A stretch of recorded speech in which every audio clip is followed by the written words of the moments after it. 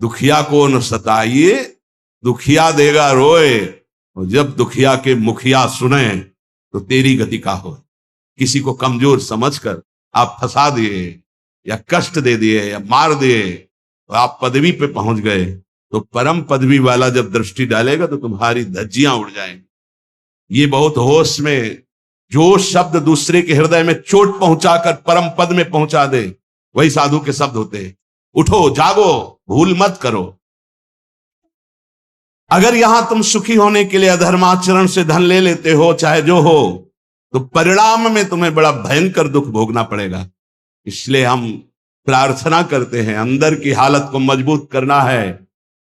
दुखियों को मत सताना, निर्दोषों को दंड मत देना, पैसे के लिए किसी को गलत मत फंसाना। चाहे जितना बड़ा अधिकार आपको मिला हो, वो अधिकार भी एक समय का है, इसके बाद नहीं। फिर तुम्हें जो कर्म का दंड मिलेगा वो भोगना पड़ेगा। त्रिभुवनपति अधिकार प्राप्त है महाराज नहुस को, भूल गए अपने कर्तव्य को और पदाभिमान में गलत आचरण में कदम रख दिया तो अजगर की योनि प्राप्त हुई, भ्रष्ट हो गए देवराज इंद्र पद से। कोई भी पद अगर आप गलत आचरण करोगे तो समय पर जब दंड देगा, पद भी छीन जाएगा, सुख भी छीन जाएगा, परिणाम महान हानिकारक दुख कारक होगा। उपासक यदि बहुत जल्दी पवित्र और शुद्ध साधना में समर्पित होना चाहता है तो शरीर और प्राण, इन दोनों को भगवान के चरणों में समर्पित कर दे। हमारी अब जिम्मेवारी खत्म, समर्पित। तो समर्पण भी हमें नहीं आता ना, कैसे समर्पित करें। इसीलिए गुरु रूप में भगवान पधारते, गुरुदेव जैसी आज्ञा करें, वैसे शरीर के आचरण हमारे हों, और गुरुदेव जो हमें नाम मंत्र दे वही हमारे श्वास में चले, तो दोनों समर्पित हो गए, शरीर और प्राण। जब कोई शरीर और प्राण भगवान को अर्पित कर देता है उसे आत्मनिवेदन भक्ति कहते हैं, और आत्मनिवेदन भक्तिवान ही परम पद को प्राप्त होता है, परम रस को प्राप्त होता है। पाई रस भक्ति गूढ़ जुग जुग जग, दुर्लभ भव इंद्रादि विधिम। ये रस भक्ति तभी प्रकट होती है जब शरीर और प्राण अपने आराध्य देव को समर्पित हो जाते हैं। उपासक जैसे भगवान सच्चिदानंद में है, ऐसे उपासक का भी सच्चिदानंद में स्वरूप होता है। एक बार सत्संग में कहा था कि भगवान नारायण भी तुम बन सकते हो, तो किसी ने कहा था मनुष्य नारायण कैसे बन सकता है। देखो सीढ़ी है, नारायण नर बन सकते हैं ना, सीढ़ी बन गई, उतर गए ना, उसी सीढ़ी में चढ़ जाओ तो नर नारायण बन जाएगा। कैसे प्रमाण? गीध देह तजी धरि हरि रूपा। जब परम सत्कार्य बन गया सियाजू की रक्षा का, तो गीध ने शरीर छोड़ा और हरि रूप धारण करके हरिधाम को गया, नारायण रूप धारण करके। जब अजामिल का शरीर छूटा तो चतुर्भुज नारायण रूप होकर भगवान के धाम। जब धुंधकारी का प्रेत योनि छूटी तो चतुर्भुज भगवान के पार्षद लेने आए थे, चतुर्भुज रूप पार्षद रूप हरि रूप धारण करके भगवान के धाम को चला गया। केवल श्री लांछन चिन्ह लक्ष्मी, वो भर पार्षदों को नहीं उतारने, पूरे जैसे हरि वैसे ही हरि के पार्षद थे। सच्चिदानंद में पार्षद स्वरूप सच्चिदानंद की सेवा में उपस्थित होता, जैसी श्री जी वैसी श्री जी की सखिया किशोरी मात्मानम किमि सुकुमारी नुकले। उपासक अपनी उपासना को चुरा के रखे, नहीं तो कोई चुरा लेगा। हम जो साधना करते हैं किसी को पता नहीं होना चाहिए। हमारा अहम कहता है कि हम सबको बता दे, इतने माला जपते हैं, ये करते हैं, ये करते हैं। पूज्य पादुड़िया बाबा कह रहे हैं उपासक अपनी उपासना को चुरा के रखना। ये चुराने की वस्तु है, छुपाने की। कोई जाने ना आप किस कोटि के, जैसे समुद्र की कोई था नहीं ले सकता, ऐसे उपासक की कोई था नहीं ले सकता। सेवा में तुलसी दल 7 दिन तक प्रयोग किया जा सकता है, एक दिन उतार के 7 दिन तक वो बासी नहीं माना जाएगा। बिल्व पत्र 5 दिन तक, कमल पुष्प 3 दिन तक और अन्य पुष्प 1 दिन। आज उतारा आज ही लगाए, आज उतारे हुए कल नहीं चढ़ाए जा सकते। केवल कमल पुष्प 3 दिन तक। अगर अन्य पुष्प हैं और आज उतार कर कल चढ़ाते हैं तो वो बासी माने जाएंगे, वो श्री जी की सेवा में नहीं आएंगे। उपासक सदैव सतयुग में रहता है। कलयुग उनके लिए है जो संत समागम से दूर है, भजन से दूर है। सतयुग की स्थिति क्या होती है? सतयुग के वासी जो उपासक है उनमें हर समय विचार में पवित्रता होती है, मंत्र जाप में तन्मयता होती है, नाम जाप में तन्मयता होती है, आराध्य देव के ध्यान में मगन रहते हैं और वो निरंतर परोपकार, भगवत सेवा, समाज सेवा, वो सतयुग में ही रहते हैं। अगर ये बात है तो सतयुग में ही हो। जो नाना प्रकार की कलह का चिंतन करता रहता है, कपटी है, झूठ बोलता है, ज्यादा नींद लेता है, हर समय आलस्य है, हिंसा है, विषाद है, शोक है, मोह है, भय है, विषयों की भूख है, भोगों की आसुरी प्रवृत्ति है, वो कोई भी हो, कलयुगी है, कलयुग में है। जो जप परायण है, ध्यान परायण है, साधन परायण है, सेवा परायण है, वो सतयुग में वास करता है। हर समय सतयुग, कहां कलयुग है? सत्संग हो रहा, नाम वाणी, नाम कीर्तन, प्रियालाल की सेवा दर्शन, सेवा में हर हमारे पास समय कहां है कलयुग के लिए? कलयुग जो बुलावा देते हैं उनके पास जाता है, अपने पास समय कहां है कलयुग के लिए? झूठ, कपट, तंद्रा, निद्रा, हिंसा, विषाद, व्यसन, व्यभिचार, मोह, भोगों की प्रबलता, आसुरी प्रवृत्ति, ये कलयुग है। अगर चित्त में इन सब का राज्य तो कलयुग। उपासक सदैव सतयुग में रहता है, सदैव। देख लो, उपासक सदैव सतयुग में रहता, कलयुग में नहीं। ये अगर लक्षण है तो कलयुग है, नहीं तो कोई कलयुग नहीं। कहां कलयुग है? हाँ, कलयुग का स्थान बताया गया, शराब पीना, व्यभिचार करना, मांस खाना, जुआ खेलना, चोरी करना, तो उसी में आ जाता है झूठ, कपट, तद्रा, निंद्रा, हिंसा, विषाद, शोक, मोह, भय, भोगों की प्रबलता, राक्षसी प्रवृत्ति, ये कलयुग का स्वरूप है। उपासक विषयी भक्त से बच के रहे। यहां विषयी पुरुष नहीं कहा, ये न्यायाधीश के वचन, पूरे आजीवन यही साथ रहे।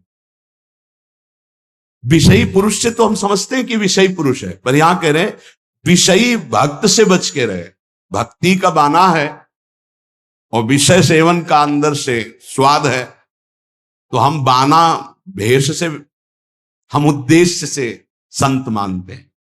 उद्देश्य तुम्हारा भगवत प्राप्ति भजन है तो हमारे मित्र हो, और उद्देश्य नहीं है तो बच के रहना। यहां कह रहे हैं उपासक विषयी भक्त से बच के रहे, क्योंकि हमारी श्रद्धा होगी कि भगत है और विषयी है तो संसार का राग प्रकट हो जाएगा, जो राग हमारे भजन मार्ग में बहुत बाधा पैदा करेगा। क्योंकि ये राग और द्वेष सतमार्ग के लुटेरे हैं, श्री भगवान गीता जी में कह रहे हैं। जो भक्त विषयी है हमें उसका संग नहीं करना। क्यों? क्योंकि उसके संग से विषयों का राग प्रकट हो जाएगा। राग और द्वेष, भगवान कह रहे इंद्रियस्यार्थे राग द्वेषौ व्यवस्थितौ तयोर्नवशमागच्छेतौ ह्रस्य परिपंथिनौ। हे अर्जुन, इंद्री के प्रत्येक विषय में राग और द्वेष ये छुपे रहते हैं, अनुकूलता प्रतिकूलता। उपासक को ना अनुकूलता में ना प्रतिकूलता में, अर्थात ना राग में ना द्वेष में, दोनों में नहीं फंसना, क्योंकि ये दोनों इस मार्ग के लुटेरे हैं, खाली कर देते हैं, लूट लेते हैं। श्रोत्रेंद्रिय, त्वचा इंद्रिय, नेत्र इंद्रिय, रसेंद्रिय, घ्राणेन्द्रिय, इसके विषय हैं शब्द स्पर्श रूप रस गंध। पूरी सृष्टि के भोग इसी में आ जाते हैं।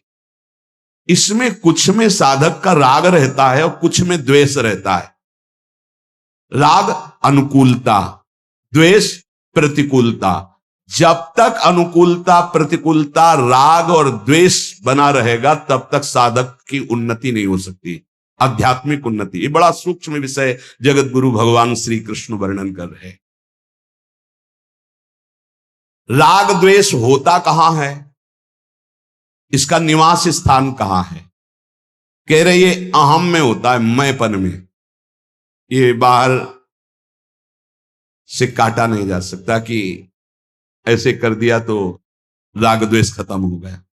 ये आपके अंदर अंतःकरण में जो चार धर्म हैं, निश्चय करना बुद्धि, संकल्प विकल्प करना मन, चिंतन करना चित्त, और अहम, मैं स्त्री हूं, मैं पुरुष हूं, मैं विद्वान हूं, मैं धनवान हूं, इसमें बैठा है राग और द्वेष। बड़ी सुरक्षित जगह में बैठा है। शरीर से माना हुआ संबंध अहम स्फुरित करता है, मैं, और इसी मैं में राग द्वेष बैठा है, और यहीं से वो बुद्धि में, मन में, इंद्रियों में फेंकता रहता है। बड़ा सूक्ष्म विषय है, पवित्र बुद्धि वाला साधक समझ पाएगा। राग द्वेष कहां बैठा है? अहम में बैठा है। मुझे ये पसंद है, मुझे ये पसंद नहीं, मुझे ये अनुकूल है, मुझे ये, मैं, उस शरीर को लेकर बोल रहा है। इसीलिए वो विषय में राग और द्वेष, इंद्रियों में राग द्वेष, मन में राग द्वेष दिखाई देता है, होता है अहम में। प्रभु ने इशारे में वर्णन किया, यही राग द्वेष काम और क्रोध है। राग काम है और द्वेष क्रोध है। ये स्थूल रूप जब धारण करता है राग द्वेष, तो काम क्रोध के रूप में प्रकाशित हो जाता है। ये साधक का सर्वस्व अपहरण करने वाला है, राग और द्वेष, काम और क्रोध। तयोर न वश मागच्छेद, ऐ साधक इनके वशीभूत मत होना। ये परिपंथी न हो, तुम्हारे अध्यात्म मार्ग के लुटेरे हैं, तुम्हारा सब कुछ खाली कर देंगे। काम और क्रोध, जिन्हें राग और द्वेष कहते हैं। बहुत जोर की बात है, बहुत जोर का राग होता है, पूरे जीवन की साधना की बाजी हार जाएगा, ऐसा राग होता है। राग ही द्वेष का रूप धारण करता है, द्वेष की कोई सत्ता नहीं। जैसे काम ही क्रोध का रूप धारण करता है, कामा संजायते क्रोधा। जब राग द्वेष की वृत्ति उत्पन्न हो तो साधक निराश ना होवे, अपितु बहुत सावधान हो जाए, उदास ना होए, निराश ना। देखो ये जुआरी का सा खेल है, जय बार जुआरी हारता है तय बार उसकी जिद और बढ़ती है। शायद अब की जीत जाऊं, अब की जीत जाऊं। ऐसे ही साधना में होता है। ऐसा नहीं कि एक बार में ही जीत गया, कई बार साधक दांव हार जाता है, अच्छे अच्छे खिलाड़ी हार जाते हैं। बहुत गंभीरता से समझना, निराशा नहीं आनी चाहिए, नहीं तो फिर असली में हार जाएंगे हम। कई बार ऐसा होता है जीवन में, कई जगह राग हरवा देता है, हमको फिसला देता है, फिर एकदम सावधान। जैसे जुआरी के, अगर अब की जीत गए तो पूरी बाजी जीत जाएंगे, शायद अब की जीत जाए, तो वो तो जीते ना जीते, जीता तो हारा, हारा तो हारा। और यहां हारा तो जीता और जीता तो जीता। ये अध्यात्म है। निराश तो नहीं होना, ये हमारी प्रार्थना है। साधक कभी निराश न हो कि अब क्या होगा, अब तो मैं हार गया। कुछ नहीं हारे, एक नया अनुभव मिला हारने से। जानबूझ के मत हारना, अनुभव नहीं मिलेगा। फिर अगर फिसल गए हो तो अनुभव मिलेगा। कहां से फिसला, क्यों फिसला, आगे बढ़ूं, निराशा नहीं। और आध्यात्मिक ऐसा है कि जैसे जल में ऐसे मारा तो गड्ढा दिखाई दिया, हाथ हटा लिया, पूरा बराबर हो गया। समझ रहे? फिसल गए तो लगा हानि हो गई, लेकिन अध्यात्म में फिर संभल करके चले तो बिल्कुल बराबर हो गया, कोई हानि नहीं हुई, बड़ा मंगल हो जाएगा। निराशा तो उपासक को करनी नहीं, ये ध्यान प्रार्थना हमारी मान लीजिए, नहीं तो आप परमार्थ से हार जाएंगे। अंतिम श्वास तक हारना नहीं है, हारते हुए भी हारना नहीं, ये बात मान लेना। मैं हर बार कमर कसूंगा, अब की शायद जीत जाऊं, अब की शायद जीत जाओगे, निकल जाओगे। बहुत ध्यान देने का विषय वर्णन हो रहा है। यही हमारी आध्यात्मिक उन्नति मारी जाती है। क्या होता है, साधक राग पूर्वक किसी कर्म में प्रवृत्त ना हो, किसी भोग में, किसी विषय में, किसी कर्म में आज्ञा मान करके कर्म में प्रवृत्त हो। यह बड़ा सूक्ष्म विषय है। साधक की कर्मों में प्रवृत्ति या निवृत्ति अपनी रुचि से नहीं होती। मुझे अच्छा लगता है इसलिए करता हूं, मुझे अच्छा नहीं लगा इसलिए छोड़ दिया, नहीं। वो आज्ञा पर करता है, आज्ञा पर त्याग करता है, इसलिए उसका करना राग पूर्वक नहीं और त्याग करना द्वेष पूर्वक नहीं है। वो आज्ञा पे चलता है, साधक है। शास्त्र आज्ञा, गुरु आज्ञा। ध्यान दीजिए, हमारा हर कार्य अब जो ही कहें करें हम सोई आयस लिए चले निज दासी। राग द्वेष की सत्ता ही नहीं रह जाएगी। हमारा जो कार्य होता है वो शास्त्र आज्ञा, गुरु आज्ञा से होता है। अगर हम किसी कार्य में प्रवृत्त होते हैं तो आज्ञा, कर्तव्य। अगर निवृत्त होते हैं तो आज्ञा, कर्तव्य। हमारा कर्तव्य ये नहीं करना चाहिए, शास्त्र आज्ञा, गुरु आज्ञा, इसलिए हम नहीं करते। द्वेष पूर्वक त्याग नहीं, राग पूर्वक ग्रहण नहीं। जब राग द्वेष पूर्वक क्रिया की जाती है तो उसका फल उत्पन्न होता है, और राग द्वेष का फल पतन के सिवा और कुछ नहीं होता, पतन। जब साधक संसार से अलग होकर भजन मार्ग में अध्यात्म की उन्नति प्राप्त करने की चेष्टा करता है, बहुत सुंदर बात कह रहे हैं, उसी समय उसके हृदय में बड़ी बुरी बुरी स्फुरणाएं प्रकट होती है। सब साधक सावधानी से सुने। जब साधक संसार का त्याग करके सच्चिदानंद की प्राप्ति के लिए भजन में लगता है तो उसके हृदय में, अंतःकरण में बड़ी बुरी बुरी स्फुरणाएं प्रकट होती है। साधक घबरा जाता है।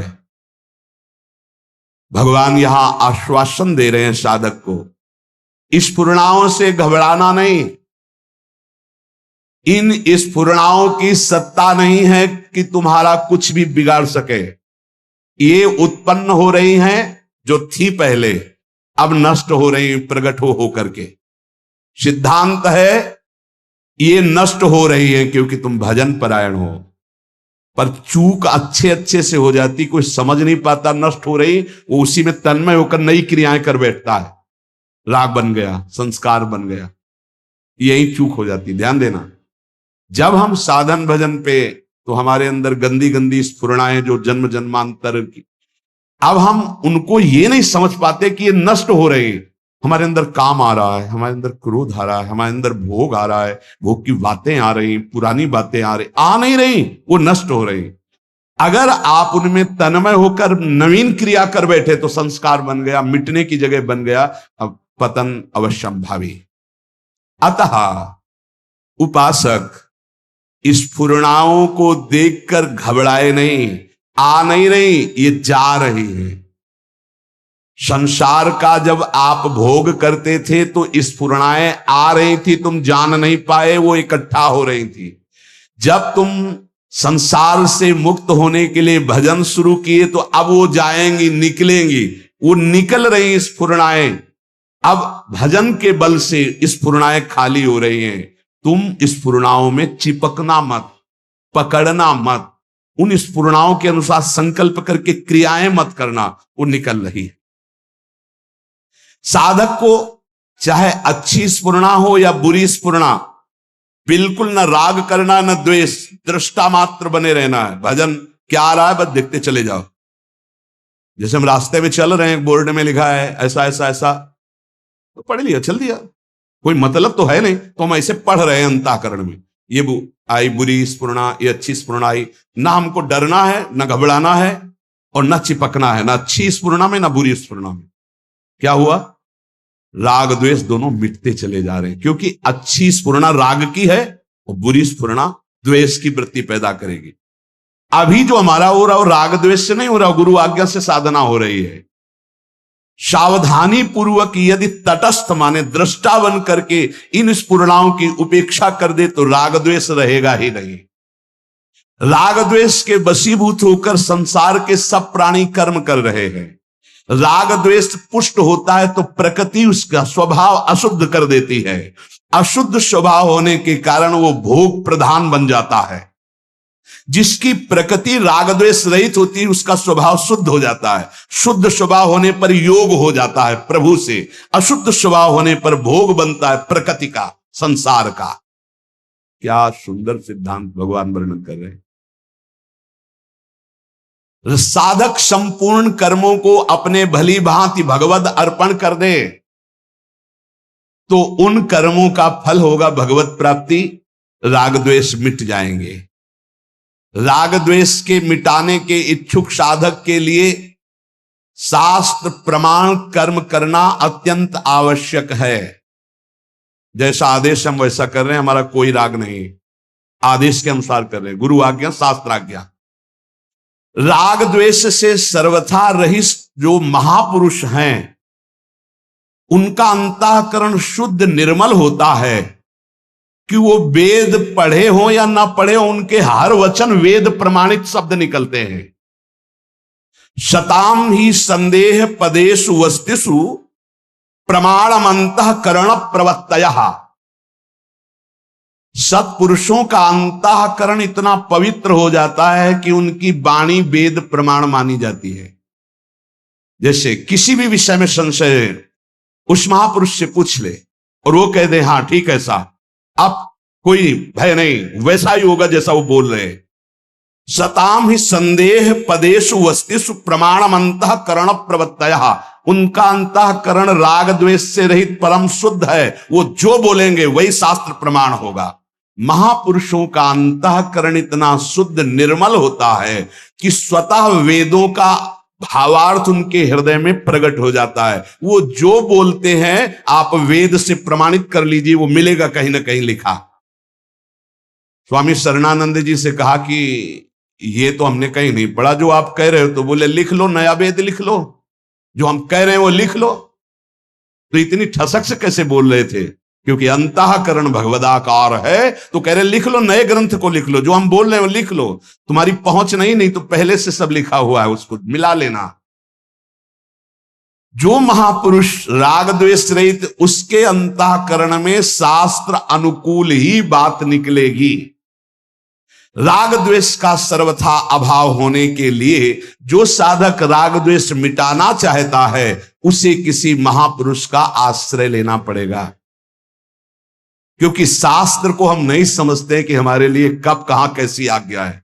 वो महापुरुष ठीक वही आज्ञा करेंगे जिससे हमारा मंगल होगा। जब हम किसी महापुरुष का आश्रय लेते हैं, उनकी आज्ञा के अनुसार हम साधन व्यवहार सब करते हैं, तो हमारा स्वभाव शुद्ध हो जाता है, स्वभाव शुद्ध हो जाता है। यही कारण है कि ऐसे महापुरुष के आचरणों से जगत का मंगल होता है और ऐसे महापुरुष आदर्श माने जाते हैं जिनका हृदय शुद्ध हो गया है, राग द्वेष रहित।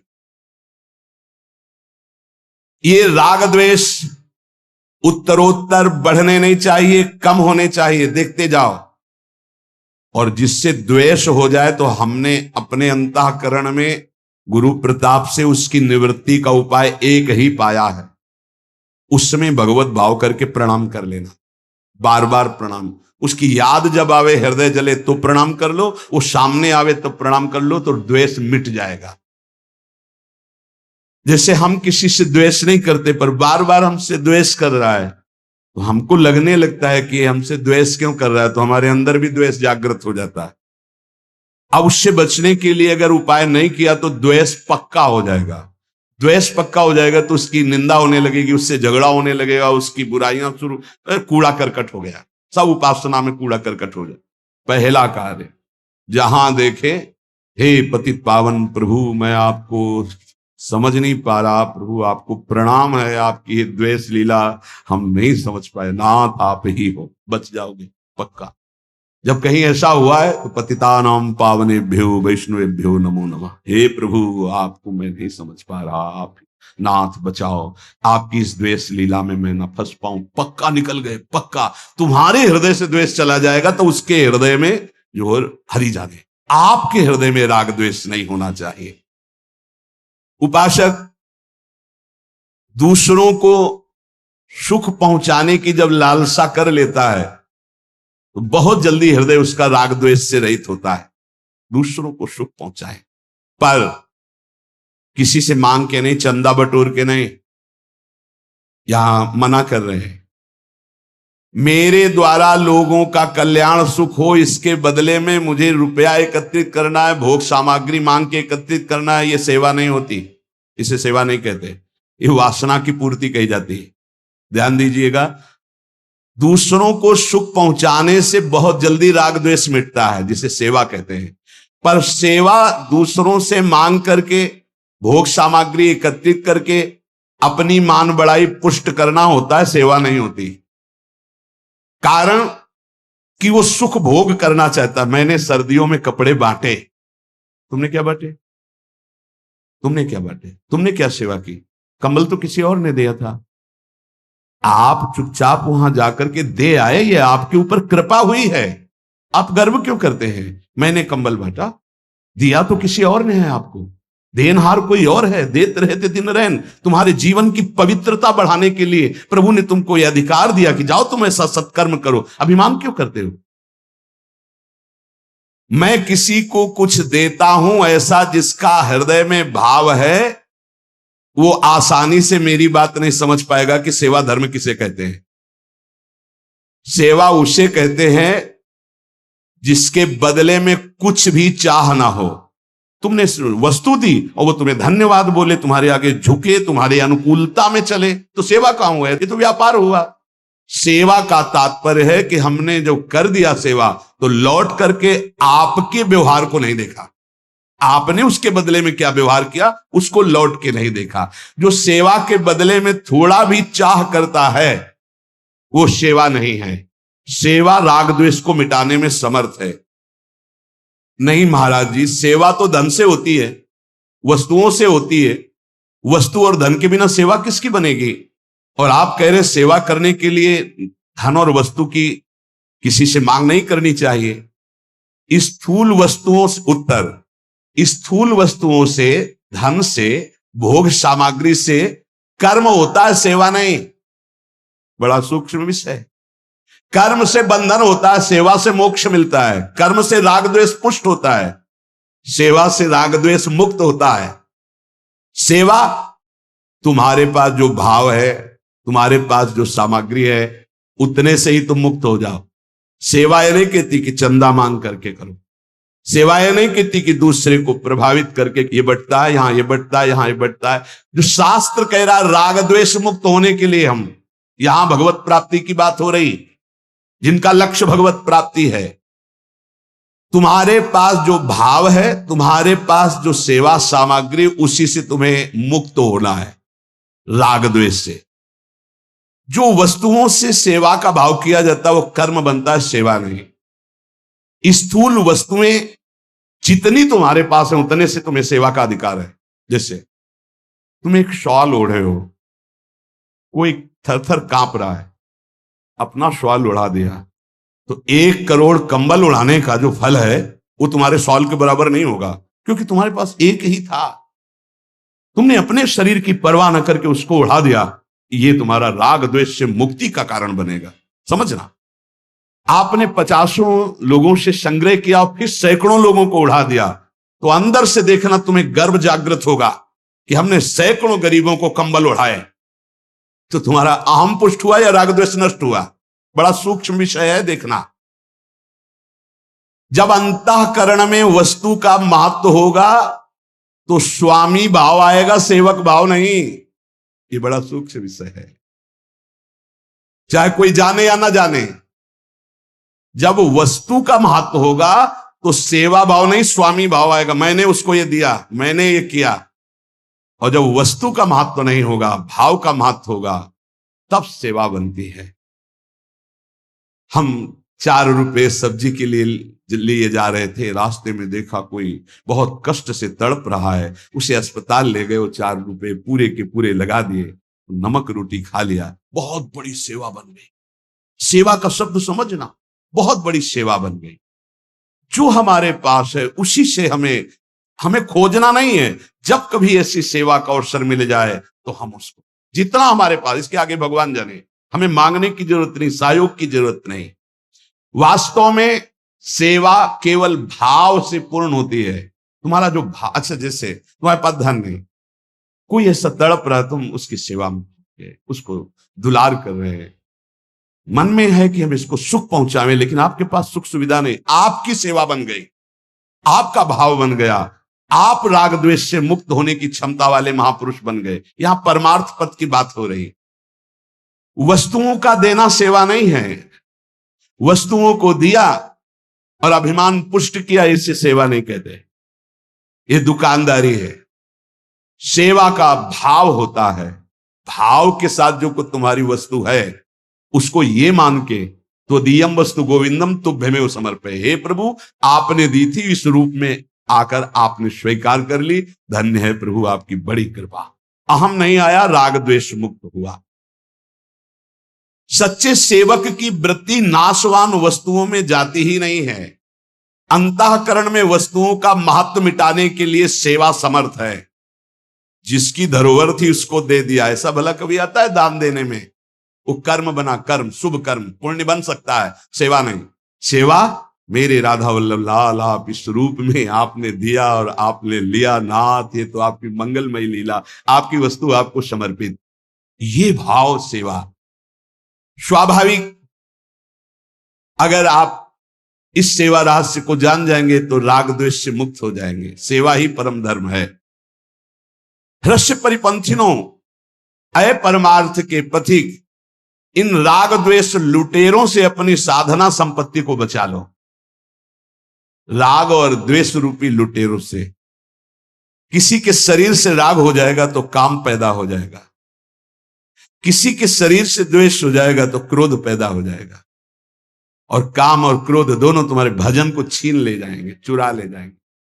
हर समय खाली हो जाती है जेब, ध्यान रखना।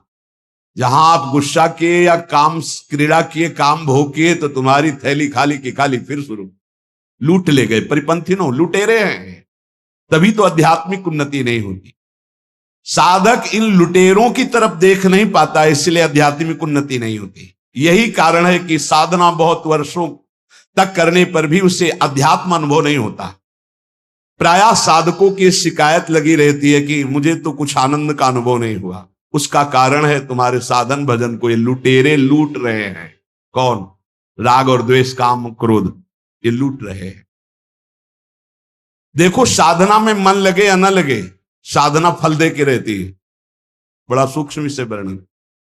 साधकों को रहता है मेरा मन नहीं लगता, तुम चिंता मत करो, तुम राधा राधा बोल रहे हो, मन लगे ना लगे इसका निश्चित फल है। पर यदि तुम राग और द्वेष पूर्वक व्यवहार कर रहे हो, जैसे नाम भी जप रहे हो और भ्रष्टाचार भी है, पराई माता बहनों से व्यभिचार भी है, क्रोध भी कर रहे हो, द्वेष भी कर रहे हो, गंदी आदतें भी कर रहे हो, इसके बाद तुम्हारे हाथ में अभी कुछ स्टॉक नहीं आएगा परमार्थ का, भजन का, साधन का। खोखले बने रहोगे और ऐसे कितने वर्ष व्यतीत हो जाएंगे, फिर आप शिकायत करोगे कि हमें इतने वर्ष हो गए नाम जप करते, कोई लाभ नहीं मिला, क्योंकि चोरों से अपनी गठरी चुरवाते रहे आप। हम मन की एकाग्रता को ज्यादा महत्व नहीं देते, हम देते हैं राग और द्वेष परमार्थ। ये राग द्वेष, माना हम 10 बार नाम लिया तो 10 बार तो सुरक्षित है, हम 1000 बार लिया वो हमारी पूरी जेब काट ले गए, क्या बचा? राग द्वेष, काम, क्रोध, ये जेब कटुआ है, ठग हैं, ये लूट रहे हैं। परिपंथिनों, ये ऐसे ठग हैं कि इनसे हाथ मिला के जेब कटवाई जाती है। भजन की जेब कोई जबरदस्ती नहीं काट सकता है, ध्यान रखना। इनको इतनी कलाएं आती हैं कि हम इनको छाती से लगाएंगे, आओ दोस्त, और जो ही छाती से लगे तो ही काटे, फिर जलन किया, कुछ अनुभव ही नहीं हो रहा है, क्योंकि बार बार भ्रष्ट माने गिर जाना, बार बार पतित हो जाना, बार बार ये काम, क्रोध, बार बार राग द्वेष हमको नष्ट करते रहते। उपासक, इसीलिए कहा गया कि जिनका राग द्वेष रहित शुद्ध अंतःकरण है, ऐसे महापुरुषों के अनुशासन में चले। राग द्वेष की स्फुरणा हो तो डरो मत, पर उन दोनों के अनुसार क्रियाएं मत करो। स्फुरणा में साधक पतित होने लगता है कि स्फुरणा आई, अब तो क्या होगा, अब जैसा मन कह रहा वैसा करना पड़ेगा, नहीं करेंगे तो जलेंगे, फिर वैसा कर बैठता है। ये परिपंथिनों, राग द्वेष स्वतः नष्ट होने वाले हैं, तुम चुप रहो। इनकी अंदर स्फुरणा हुई, ये हाहाकार मचा रहे हैं, मचाने दो, तुम राधा राधा राधा राधा राधा, ये नष्ट हो जाएंगे। साधक उनकी इतनी सत्ता दे देता है, उनको इतना महत्व दे देता है, उनका इतना आदर करने लगता है कि वो नष्ट होने के बजाय साधक को नष्ट कर देते। काम क्रोध साधक को नष्ट कर, इनकी सत्ता नहीं, स्फुरित होता है, होने दो, किसी से बोलो मत, कहो मत, चिड़चिड़ापन मत लाओ, जलो मत, गंभीर। कोई पूछे कैसे हो, बहुत अच्छे, कृपा नहीं, कोई शारीरिक मानसिक परेशानी नहीं, श्री जी की कृपा से कोई परेशानी, अंदर तुम्हारे विकार वो सब भस्म हो जाएंगे, मत बोलो किसी से। रहीमन मन की मन व्यथा, मन में रखिए गोय, ये सुनिठ लई है लोग सब, बांट न लई है कोई, उनकी सत्ता होती। राग द्वेष स्वतः नष्ट होने वाले हैं, ये ज्यादा देर टिकेंगे नहीं, फुलझरिया की तरह अपना चमत्कार दिखाएंगे, नष्ट हो जाएंगे। साधक इनकी सत्ता दे देता है, इनका आदर करता है, इनका महत्व करता है, और वो साधक को नष्ट कर देते हैं। अगर तुम इनका आदर ना दो, इनका महत्व ना दो, इनकी तरफ मत देखो, ये अपने आप नष्ट हो जाएंगे। सुख दुख का कारण दूसरे को मानने से राग द्वेष पुष्ट होते हैं। सुख देने वाला, देखो मान्यता होती, वर्षा हुई, एक नाच रहा है और एक रो रहा है बैठे। कौन? किसान नाच रहा है खेती में, बढ़िया बढ़िया वर्षा हुई, और कुम्हार के बर्तन सूख रहे थे, वो सब फैल गए, वो बैठे रो रहा है। वर्षा का क्या है? एक को प्रतिकूल पड़ रही है, एक को अनुकूल पड़ रही। वर्षा तो समतुल है, वो तो बरस रही है। हमारी अनुकूलता, हमारी प्रतिकूलता, हमारी मान्यताएं ही पूरी की पूरी अनुकूलता पर। अब गर्मी में आग प्रतिकूल लगेगी, और सर्दी में दूर से तापो तो कितना सुखद लगती है। ये अनुकूलता प्रतिकूलता आने जाने वाली और मान्यता के अंतर्गत है, स्वरूप में इनका कोई महत्व नहीं है। तुम स्वरूप हो, देह नहीं हो। थोड़ी देर के लिए काम क्रोध विकल कर रहे हैं, सह लो, ये नष्ट हो जाएंगे, उनका महत्व में, अरे काम आ गया, अरे क्रोध आ गया, चुप शांत, वो नष्ट हो जाएंगे, अपने आप नष्ट हो जाएंगे, उनकी सत्ता ही नहीं, वो ज्यादा देर नहीं टिकेंगे। आप टिकाओगे तो टिक जाएंगे, आप आसन बिछा कर बैठा लोगे, सत्ता दोगे, सत्ता काम आया, उसी का चिंतन कर रहे हैं, उसी के अनुकूल आचरण करने लगे, उसी की तरह वार्ता व्यवहार करने लगे, भ्रष्ट कर देगा, नष्ट कर देगा। मन बुद्धि राग द्वेष आदि दोष पैदा हो जाए तो कोई दोष की बात नहीं। एक इस प्रसंग को समझ लो, क्रियाएं ना होने पाए, उनकी सत्ता नहीं है, अंदर से मान लो नहीं, ये लूटते रहते हैं, बहुत दूर तक चलते हैं काम क्रोध राग द्वेष। राग द्वेष मन में उत्पन्न हो जाए, काम क्रोध मन में उत्पन्न हो जाए, कोई खतरे की बात नहीं है। उनके अनुसार कोई क्रिया ना होने पावे, क्रिया खतरे की बात है। अंदर ही छुपा लो, भस्म हो जाएगा। जो उपासक उनके वशीभूत होकर क्रिया रूपी दोष कर बैठता है, वो उनके वशीभूत हो जाता है, और वो उपासक के अध्यात्म के उत्साह को नष्ट कर देते हैं। जैसे किसी की कड़वी बात, किसी का तिरस्कार, अपमान हमारे प्रति व्यवहार हुआ, अब हमारे अंदर क्रोध आ रहा है, अब हमको बताना भी नहीं, ना उससे ना किसी से। आपको वो गाली दे रहा था, कैसा, अरे भगवान की लीला है, उसकी बुद्धि, हंस के।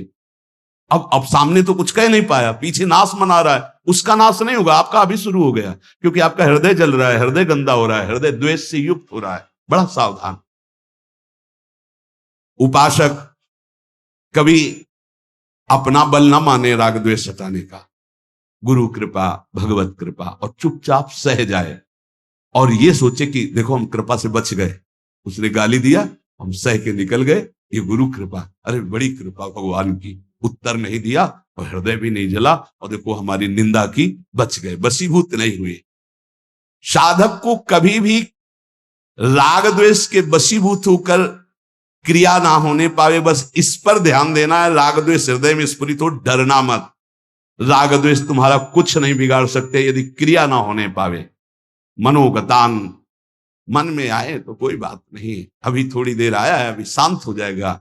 श्री भगवान कह रहे हैं यदि आप इन राग द्वेष काम क्रोध रूपी लुटेरों से बच गए तो बहुत जल्दी अध्यात्म आपके हृदय में प्रकाशित हो जाएगा। और जो अध्यात्म मार्ग गुरुदेव ने दिया है उस मार्ग को कभी छोड़े ना। दूसरा कोई आपके पास आकर के बताए कि हम बड़ी सुविधा वाला मार्ग बता रहे हैं, बहुत सुविधा दे रहे हैं, बड़ा सुखद है, बड़ा ऐसा है, और आपके मार्ग में जिसमें चल रहे हो देखो वर्षों हो गए, कुछ अनुभव भी नहीं हुआ और कुछ सुख भी नहीं मिला, आ जाओ हमारी बात पर, तो नहीं मानना चाहिए। आगे के श्लोक में भगवान उसका वर्णन करते हैं कि अच्छी तरह आचरण में लाए हुए सुख सुविधा वाले दूसरे के धर्म से दुख देने वाला अपना धर्म सर्वश्रेष्ठ है। आपको भले लग रहा है अभी दुख, लेकिन परम सुख प्राप्त होगा। इसकी व्याख्या श्री राधा वल्लभ लाल की।